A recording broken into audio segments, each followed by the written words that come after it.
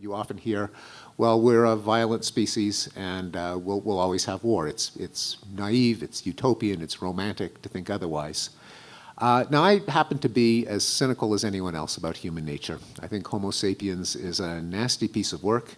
I think we've got embedded in our DNA the thirst for revenge, tendencies towards tribalism, desire for dominance, particularly more so in one gender than in another, perhaps.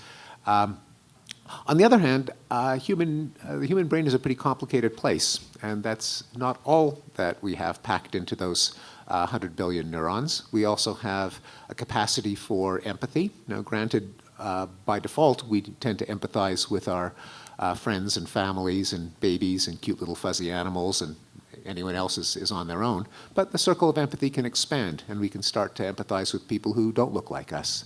And you can see that happening over the course of history. We have self-control. Someone insults us, we don't necessarily have to challenge them to a duel. We can count to 10 and walk away. And we have reason. We solve problems. We cure diseases. We reduce death from public health epidemics. We reduce starvation, figure out new ways of growing crops, and we figure out ways of mitigating violence. Because in the long run, it dawns on people that violence is a pretty stupid way to run your affairs. It's not bad when you're the aggressor and someone else is the victim. But on the other hand, aggressors tend to become victims and vice versa over long enough periods of time. And if you could just sit down and think it through, you realize we really are better off not killing and exploiting each other.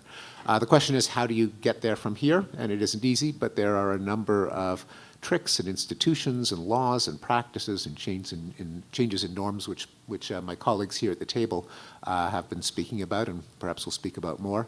And not necessarily in one fell swoop, but bit by bit, we nibble away at sources of violence in different categories. So for those reasons, I don't think it's a fluke, and I don't think it is at all romantic to think that this century could put an end to major kinds of war and drastically reduce the toll of minor forms of war.